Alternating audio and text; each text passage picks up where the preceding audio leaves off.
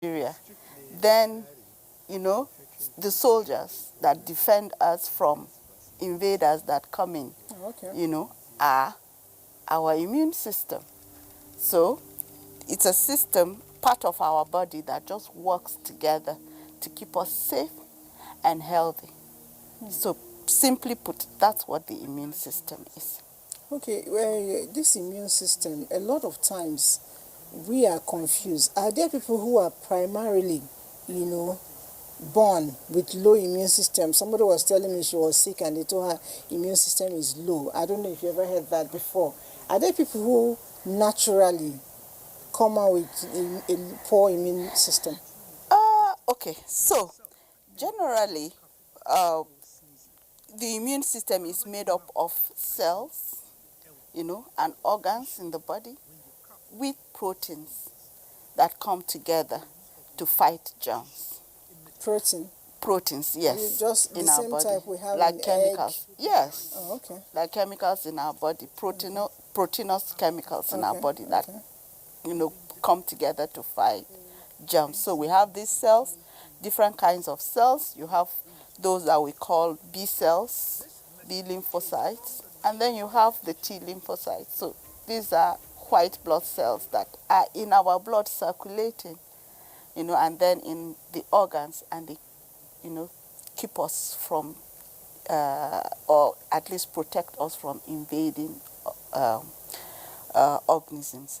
But there are times that some people, they have certain conditions that make it difficult for them to form these cells that now protect the body.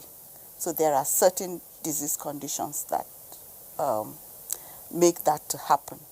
And so, something that you would just react to within a day or two, you come up with antibodies to fight the infection. It will take them longer because, their body is not producing the cells as quickly as possible. Sometimes it is also that, like I said, cells are made up of protein mostly.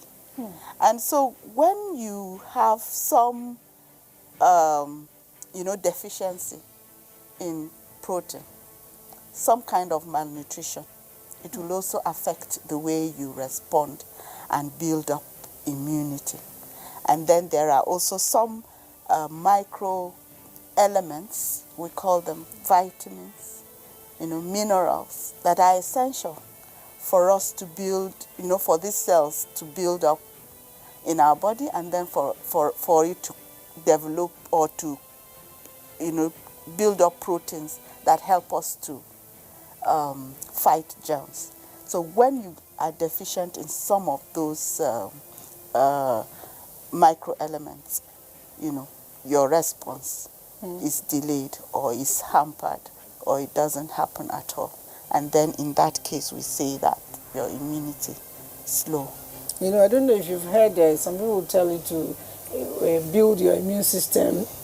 You need to do a lot of fruits and vegetables. Now I'm hearing extra protein. Never really occurred to me. I thought mostly protein was for those who are, that song, I'm on protein diet, to try to lose weight. I don't know the song. But what I know is from listening to her, I just kept telling myself, okay, this is one of those times when you really wish, despite the fact that you're a pure art student, you had really listened to the teachers when they were teaching you about health science and biology, and you were not just sitting there and saying, okay, well, let me just write this exam and pass and go, But I think coming from a layman's perspective, and I don't know, the doctor will be able to throw more light on this, there's the perception that some people are born more robust than others, even without underlying health conditions. For instance, and maybe it's not something that we just pull out of the sky. You can have children, of course they're coming from the same gene pool. Then there's this person that never gets sick.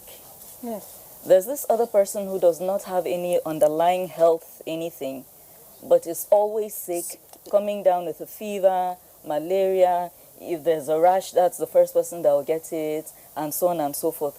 So I think over time, some people come to the conclusion that, okay, some people are born naturally more robust than others health-wise. And then, of course, for those who are the Superman type of, there are some people who just never get sick. Definitely. No matter what, they just never seem to get sick. They might complain of a headache every now and then and all that, but they pop a Panadol or two and they're fine again and so on. Then there are these people who seem to have signed a pact with hospitals that I'll help you to make money or something. And you begin to wonder, for these people who will pick up any sickness that is lying anywhere, is there anything that they can do that would really matter, or it's their lot in life and they should just accept it and roll with the punches?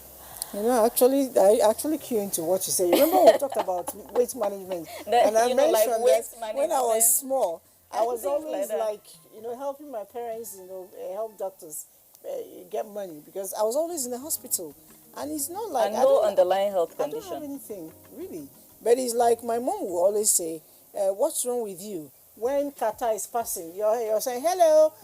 I'm right here. You haven't visited here. Malaria is passing, hello. You haven't visited me. I'm your customer. Conjunctivitis. Where am I? It's like anything, and at the point I was really scared. Is it still part of the immune system, just like you asked? Okay, so there are several things that come together that eventually make you get an ailment or allow the germ to enter you and then, to overtake your immune system and then cause disease in you. So it's not only the immune system that does this. Sometimes, so let's take, for example, there are some people who their genotype is AA. There are those, their genotype is AS. When it comes to diseases like malaria, the AS person is actually more resistant to the Plasmodium. I'm AA. So you that is AA, you're more likely to come down with malaria more often than somebody who is. So it's not only about the immunity.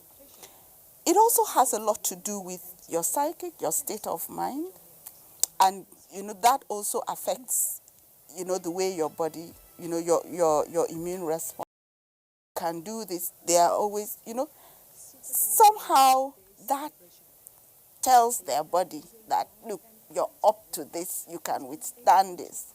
And so what would ordinarily bring somebody down, but because your mind is psyched up, you find that you're able to overcome even that. It's only when it becomes overwhelming that you find that. Interrupt here, sorry, before I lose my train of thought. Yeah. Would it therefore, if somebody who is a melancholic, for instance, that person is maybe more likely to succumb to illness than somebody who is maybe a choleric or sanguine? So the way it does, the mind, we have known for a very long time, has control over the body. So if your mind is telling you, oh no, you drank that dirty water, there is no way you're not going to come down with diarrhea. Guess what? The next minute you're running to the toilet. Seriously? Even though it's got nothing to do with the water, but your mind has already told your body that you're going to get sick because you did this. So the mind is has a very powerful control over the body. So if you say to yourself, I don't have energy, I can't get out of this bed today, I'm not moving an inch, you will see that all of your energy is sapped, and you will not because you're sick, but because your mind has told your body, and therefore your body is responding to the messages that your mind is sending to it. Right? So it's very powerful. But that is not to say that there aren't conditions that will predispose one to becoming more sick, to becoming more easy. Let's take this COVID-19 that we're talking about. If you're over 65, that's just your age, right? And you have an underlying condition, you're more likely to get infected. And when you get infected, the course it runs is likely to be more severe than if it is a young person. So that's just age. So like I said, so many things can impact the way you respond to a germ, right?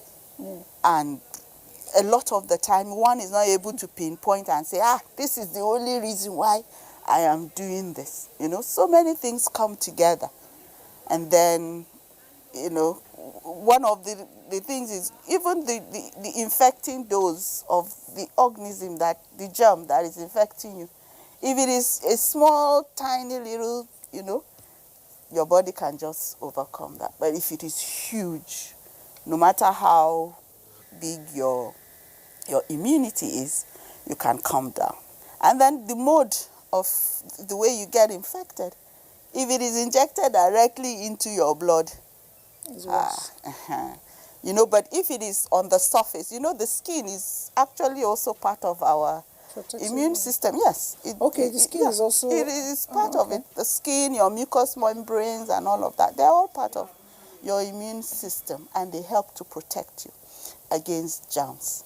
So if it is something that just splashes on your skin and you don't have a wound or something, it will wash away and you won't come down with anything. So many things come together to determine eventually whether you get down with an ailment or you're able to continue to work and, you overcome it. But certainly the immune system plays a huge role. All right, the immune system plays a huge role, but like you mentioned, certain things can affect those immune system. I'd like to ask, lifestyle changes, our daily lifestyle, what are those things we do to, militate or bring down the level of our immune system? What are those things? Because I know that personally, if I don't sleep well, and my well has a certain number, how many hours do you sleep? It depends. You used to be a politician. I'm sure you're still one. Politicians don't sleep well. Ordinarily, about 7 hours. 7 hours. About Okay. That's good. That's a good one. That's good. All right. Yeah. If I do less than 7, actually, I don't coordinate well. Yeah. If I do less than, sometimes 6, okay, I will still, it's pardonable, but it mustn't happen every day. But beyond 6, 7 hours, any other thing less than that, you're talking to me in the daytime, I feel like vapor is in my brain. Dreaming. So I don't know if that also affects the immune system. When it's that way, is my immune system, under the attack or something? I don't know. What are other things we can do to help to bring it down? Okay, so why don't I talk on the positive side? Okay. Let's talk about those things that can help your immune system. Yeah, but the negative one will also be nice because there are some people... So the corollary Yes. will then be those things that will bring it down, Okay. right? And so, when you talk to people, when you have conversations, people are always talking, I need to get this supplement or that one. I hear is an immune booster, meaning that if you don't take those supplements, your immune system will go down, right? And, so there may be some truth to that, but I'm not sure, and science generally is not usually very supportive of some of those things that people say, and a lot of the time they come up with herbs and so on that have not been researched, and nobody is able to say what the active ingredient is, so we're a bit skeptical about that. But generally, things that we do to keep us healthy will automatically build your immunity. And therefore, if you do things that, will not make you healthy, it means it will also bring down your immunity. So what are some of the things that we do that keep us healthy, that can boost our immunity? So the first one is make sure you eat the right things, right, at the right time. So fruits, vegetables, very essential. They have to be part of your meal.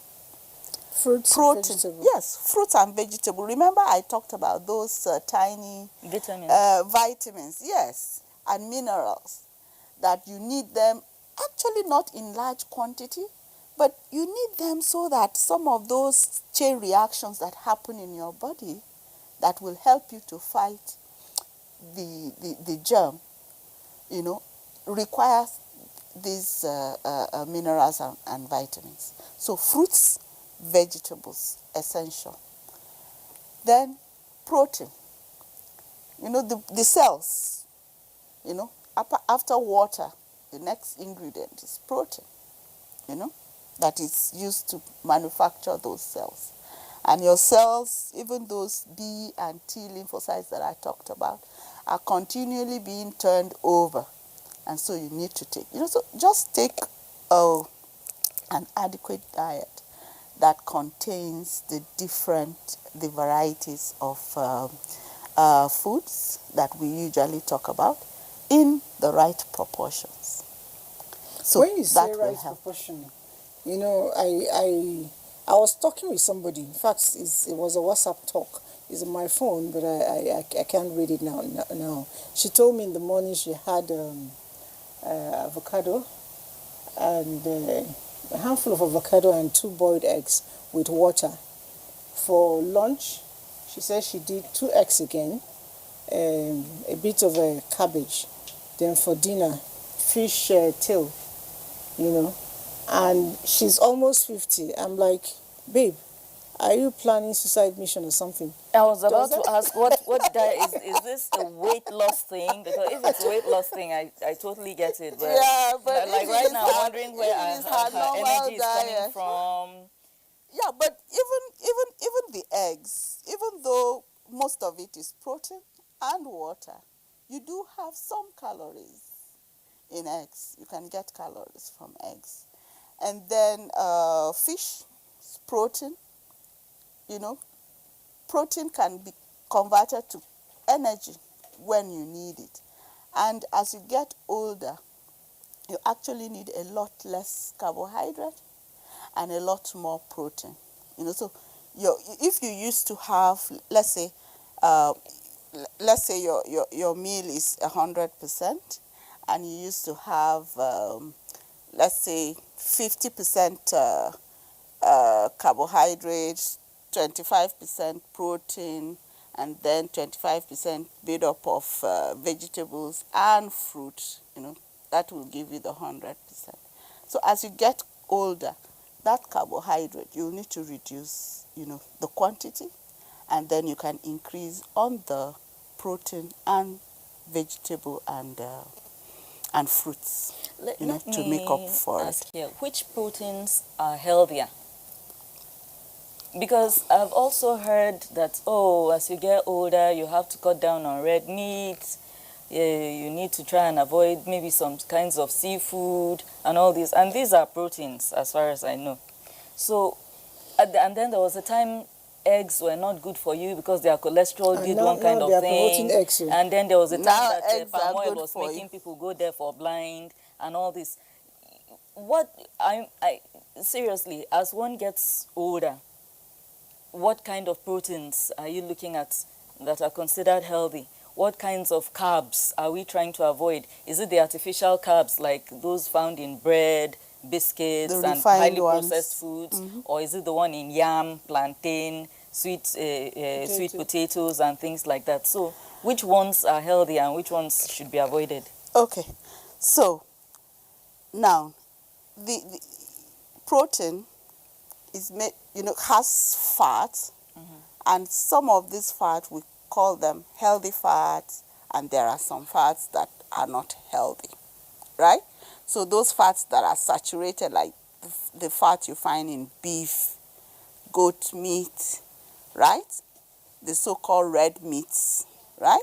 Is saturated fat. Those ones will just go in and clog your arteries. Okay. Okay? And so you want to stay away from that. But most of the time, you know, oils that come from seafood are good. As the Generally, omega- yes, it contains omega-3 and some other vitamins that help, you know, at least they don't have the kind of effect that the saturated fats have. And so we tend to promote those kinds of fats. And you find a lot of it in, you know, seafood.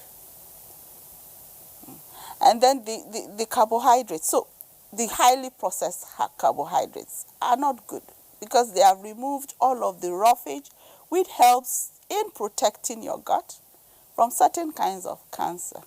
Oh. And then also the energy from the highly processed ones, you know, the body extracts it quickly, Yeah. you know, quickly burns it, and then you find that you're craving more. And so you tend to take more than what you really need.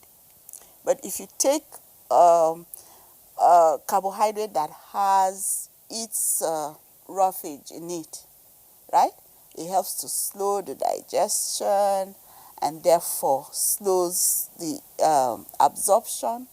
And, you know, you absorb it as you need it, not because it is there and has to be quickly removed. So, you take our yam. The way we peel our yam actually removes a lot of the things that we should be benefiting I've heard that thing from the yam. before. Yes, That we from should the cook the yam. yam whole. And then you know, just with the yes, Yeah. yes. Okay, like Even the potatoes. If you go to certain restaurants, they just wash the potato Irish or and sweet? cut it. Both. Okay. Both. They just wash, cut it, and fry it. They don't. Yeah, I've You had some of understand? They those, yeah. don't. That's because of the roughage that you need in that kind of carbohydrate. It helps with the digestion and with the absorption and generally, you know, with the health of the body. Okay. All right, let me see. We have a bit of questions here. We'll take as much as we can. They're coming in so much. So many of them. Can somebody share face mask with someone? No. I can't say that without even... That is not healthy. No, you don't share face Nobody masks. advises it. And even they tell, even your own, you should You wash wash it. it. Yes. You And don't iron it. keep repeating it. Yes. So you wash it and you iron it before you reuse it. Okay, she's actually asking again whether we can, wash and reuse. So you already answered that question. Yes. All right, we'll take a break. When we come back, we'll take more questions. And don't forget, immune system is our focus. When we come back, as much as we take the question, we'll also be looking at the immune system to ensure that we don't cause ourselves damage and expose ourselves unnecessarily. The show is Conversation, but let's take a break now. Of the coronavirus pandemic, information management is key. I'm Cyril Stober. Fatima Umar Buba. Joseph Johnson. Ian Ray John. Muhammad Kudu Abubakar. Jumbo Yusuf. My name is Kirian Umaya. Here in NTA, we're working very hard to make sure that everything we broadcast is accurate and up to date. Misinformation spreads very fast. The social media has been a huge conveyor of misleading information from one individual to another, then to another set of groups. In a short while, it goes viral, and before you know it, it is all over the world. There have been several misleading information on coronavirus COVID-19. Recently, the misconception of 5G as a cause of coronavirus is becoming widespread. Another is the belief that hot beverages and alcoholic drinks are internal cleanser for COVID-19, thereby leading to excessive consumption of these drinks. The use of local concoctions as treatment for COVID-19 are yet to be scientifically proven. However, there has been several theories about the efficacies of these concoctions. We should stay safe and denounce all manner of fake news and misleading information on COVID-19. For medical advice, go on the WHO website, Nigeria Center for Disease Control, NCDC website, or stick with the advisories from the Presidential Task Force on COVID-19 or other authentic official sources. NCA is one of them.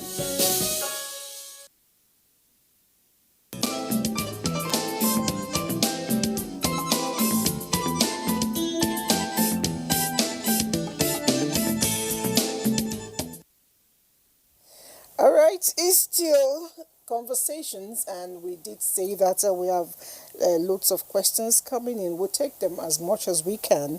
And somebody's writing in from Otokpo in Benue State and is asking Dr. Pamo to explain how malaria affects different genotype. We already talked about it. From the same person, he says, what food do we eat to boost the immune system? So let's just take two of them at the same time. Okay.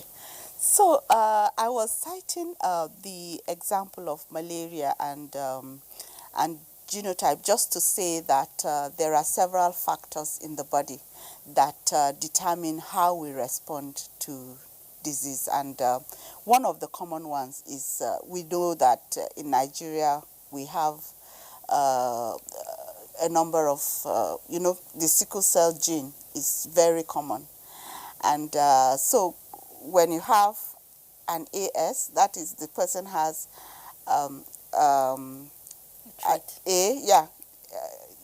the A and sickle cell trait, the person is more resistant to the falciparum malaria, falciparum type of malaria that is common here in Nigeria too. So you will find then that the person that is AA does not have the S whatever. So that protection is not there. And so that person is more likely to come down with malaria. But we're not saying that the protection is in the S, because if you then go to people who are SS, you find that they are also more prone to malaria. But somehow the combination between the A and the S provides some kind of protection. Immune. Yes. Okay. That that protects you from the falciparum type of malaria. And then with regards to the kinds of food that we eat to boost our immunity, so remember I talked about the vegetables and the fruits. And we thank God that in Nigeria every season we have some kind of fruit that is in season. And then you have the very common vegetables that if it is just where you pour out the water that you wash your plates, if you go around there, you will find some edible vegetable. Yeah, they grow on their own. Yes, they grow on their own. So these are things that help to boost immunity, and therefore we should be using them. I know that many people will say, oh, supplements, we buy this, you buy that, you buy that. Supplements are expensive. If you spend just 1/10 of the money that you would spend on a supplement in buying fresh vegetables and fresh fruits and eating, you will have enough of those minerals and vitamins that you will need to boost your body's And I always think some people will tell you that it's still expensive to buy this vegetable, and I say plant it in your homes.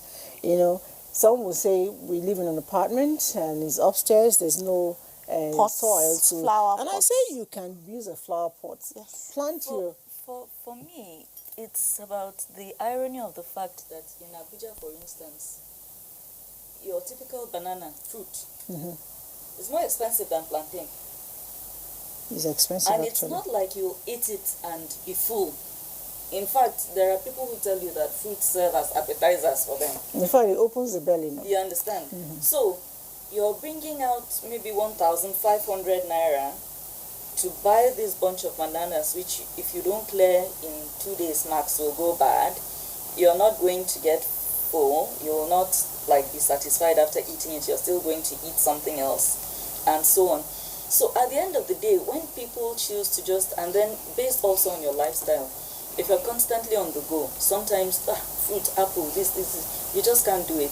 And then you invest in supplements, of which I understand they are far more concentrated per capsule or per tablet or whatever, so that you pop it on the go and move. I know they certainly can't be better than the original thing, but I'm also thinking that, what about lifestyle? What about the way you work? What about the fact that they have a shelf life? If you buy supplements, maybe they're still good for like, 3 years before they expire or whatever, and the duration within which you're going to take them, you cannot get that out of fruits, you can't get it out of vegetables. Yeah. So, I don't know. But- I'm not completely against supplements. Yeah. They are good ones, because I know there are a lot of scams out there too. Yeah, But definitely. you know the you know, if you just take up a pill of supplement and pop it, it won't be filling. No, but that's it's not food, so you don't expect it to be filling. But bananas, So banana, you don't just eat only banana. You add a vegetable. Remember, I talked about having an adequate diet. You have your little protein, and you have your carbohydrate. Put it all together. It provides you with what you need, and it will end up being cheaper than a supplement. Remember that the supplement will give you maybe just 1 or 2 in the concentrations that you need. The others will just be additions that they're putting on to attract you. Unlike when you get the whole meal and you get a lot more out of it. And then the roughage that we talk about, it's also important. It protects against colonic cancer actually. So you get additional advantage from taking fresh vegetables and fruits. So whatever we do, it's the best bet is to do the natural thing, leave the supplement until when it's absolutely needed. Yes. I guess. Yes. Now, what is the place of stress in managing the immune system? Yes, and so Because she talked about lifestyle. Yes. Some people are just on the go. Yes. And some people have this habit of, they create schedules for me that is, it's quite Herculean. They set targets that are only imaginable. Yeah. At the end of the day, they pressure themselves. Does this, add or take away from the immune system? So stress takes away from the immune system. Remember we talked about, the mind and how the mind, so stress, has an effect on your emotional and psychological health. And so, and then it affects other parts of your lifestyle. When you're stressed, you're not able to eat well, you're not able to sleep well. And people we have actually said eat extra when they're stressed out. when they eat the wrong eating, food. So Yes. when they're eating extra, it does not necessarily mean they're eating well. Yes. So the difference is eating well. Okay. And then when you're stressed, even the exercise that you would ordinarily do just to rejuvenate yourself, you find that you're either overdoing it or you don't have the energy to do that at all. So stress affects different aspects of your life which have an impact on your immunity.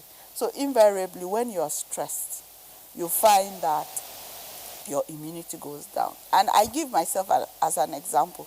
When I'm stressed, automatically I get a runny nose.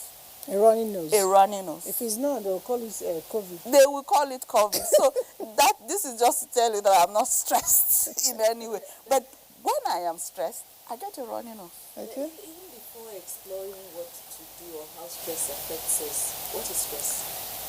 If we were to define it, what would you say it is?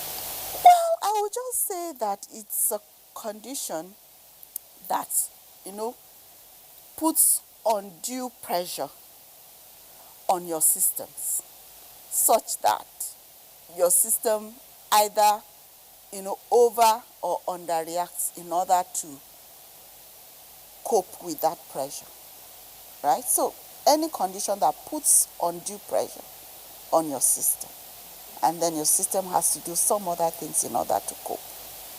That I would call stress. All right, somebody says, good morning, doctor. I am always sick of typhoid almost every 2 weeks, and I take typhoid drugs. What could be the cause? And this is a, I don't know. Yes. Is it possible to have typhoid No, every 2 it's weeks? not. See, there was a time, It's not. There was a time I had that situation where I Yeah. was treating typhoid. Yes. I like you're putting it in quotes Yes, because it is a quote. There's a reason I put it in quotes. Because I go to the hospital, I get tested, and it would come out positive for typhoid, and so on. So there was a time when I figured, let me just change my doctor, let me go elsewhere. I went to, at this point I was paranoid. You couldn't get me to eat something I had not cooked myself. And because I had a very grueling schedule, sometimes I come to work in the morning and close late at night. I'd stay hungry for long stretches of time.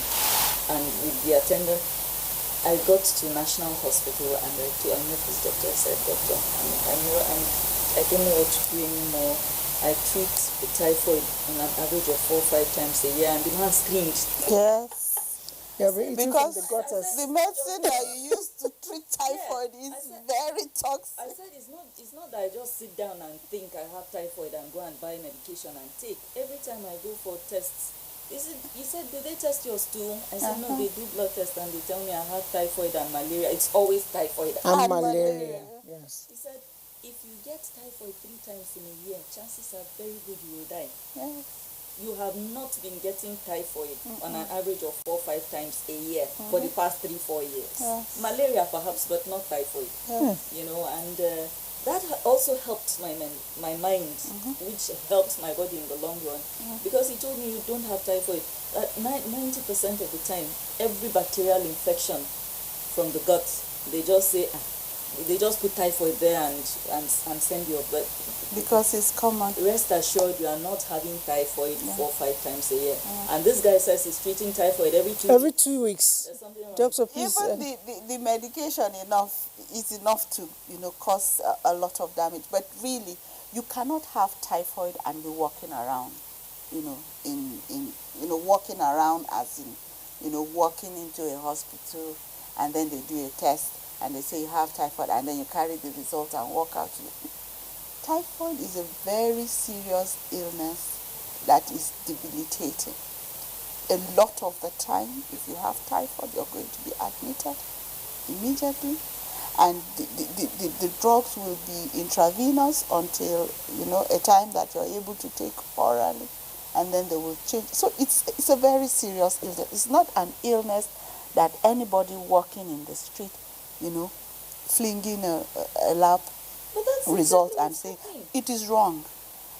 So when you come in contact with the organism that causes typhoid,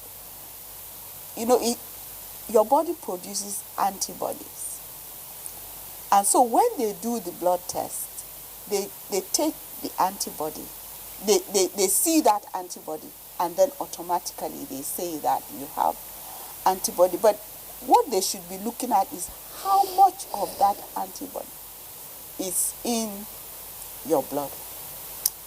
And as we talk about immunity, one of the things that the B lymphocytes do is to produce these antibodies, against every kind of organism that you come in contact with. And when you get better, some of it remains in your blood and is circulating, so that the next time you get infected with the same organism, it quickly activates these antibodies. Yes, so that they will, come and just ward off the infection and protect you.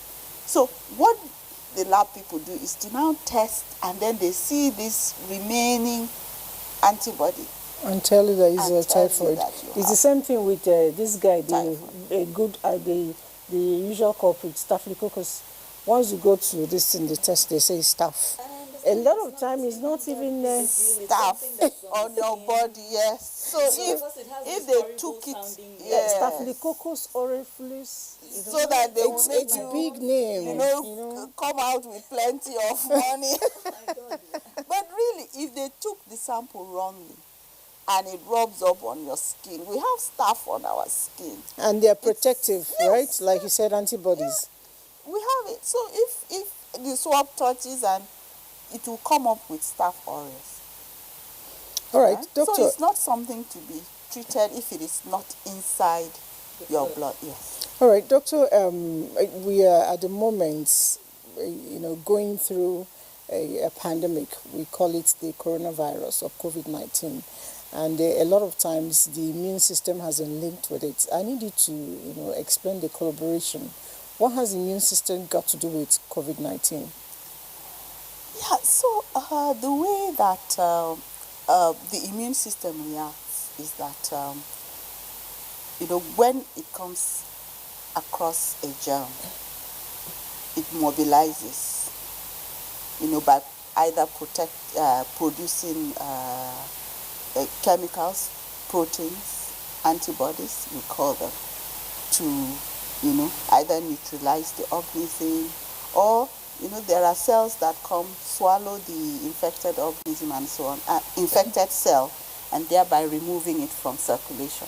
So that, so the immune system reacts, to a challenge by germs. However, in COVID, the way that your immune system reacts is in such a way that it overwhelms your body. So it overreacts. And it is that overreaction that then causes destruction of your lungs. Yes. So it is actually the reaction of your body that makes the COVID-19 virus infection worse. Right? Yes. But so if you have an immune system that is slow, does not react, and so on, so you're more likely to wade, the infection. But if your immune system is active, it's called into play, it will produce a reaction that will then cause more damage to your lung Time than is the virus almost itself. not with us, but Mrs. Faith Ezekiel sends several questions like what kind of cereals outdoors should take, what kind of plant oil is good, and then I think that's generally that. Faith Ezekiel, cereals, I don't know. Whole grain. Whole grain. That's what we call Including them. oatmeal. Yes, Okay. oatmeal. It has to be whole grain. Don't take the processed ones. Those ones are. What's the difference? Which one is whole grain and which So one? whole grain has some of the roughing. It's not polished. Yeah. Unlike the processed ones. Let's take our rice, for instance. You have this beautiful brown rice. That has, All the nutritional content. yes, on it. But because it is not white, and somehow we have been psyched to think that white rice is It's the better. best, you go and polish that brown rice and make it white. But in polishing, you've removed most of the nutritional value. But You if know? you cook So rice if it was- white and brown, white is always more inviting. That is it. So It's we're a looking sight at the thing. eyes. Yeah, it's It's a sight sight. thing. It's sight. But Because when you really, cook jollof rice, it's not white anymore. Yeah, I think And it's in there the are- and we brain. still eat. We still eat it. You know? And there are people who will not eat rice and stew. If you hold a pistol to their head, they prefer Jollof rice. But you cannot get them to substitute white rice for With brown, brown rice. rice. Because brown rice looks odd. Okay, so we learn every day. From Asaba Lawrence is asking, Mommy, please, you were saying that potato and yam are best prepared without peeling it. Please, I'm not clear on that. Okay. So, just so that we can maintain and keep the nutritional value of potatoes and rice and get the best out of that, out of that food stuff, it should be prepared whole. And I'm not here advocating that we should eat yam with, The peels. so Okay. we Actually, after somebody you asked have again If here it's now. roasted, you can. If it's roasted, you Yeah. can eat the peel. Because Yes. You scrape get to off, scrape it off. and then you can eat. So there are instances where you do that. That is what happens in potatoes. You just clean the bark, remove the dirt, and you can eat it whole like that with the peel. You know, so it's possible. And it's to actually do sweeter because I recall my grandma when she was alive, you know, they had those small round yams she gets from the farm. She boils it with potato, pepper sauce, pepper and onion sauce. We had this fun, popping it out. You go like, it goes pop. In my language, I think those yams are called Bapostobu. I don't recall the name. I don't know why. I don't recall the name, but it's been wonderful having you on the show. And I wish we had more time. A lot of questions here. We will get to reply you. Doctor will sit back a little bit and reply you, directly, not on air now because our time is up. But rest assured that you get your response as soon as possible. The show is Conversations. I will be speaking with Dr. Zipporah Bamo. Nice to have you with us. Thank you so much. And I'm not going to introduce Mom because I don't know. It's been a wonderful one. Nice learning experience too, Yes. I must say, and I hope people enjoyed talk today. All right, we'll see you again next week. The show is Conversations, coming your way with everything discussable. I'm Elizabeth, and the station or channel is the Nigerian Television Authority, the largest TV network in Africa. Be good citizens, and very importantly, love yourself, take care of yourself, give yourself good health. Bye for now.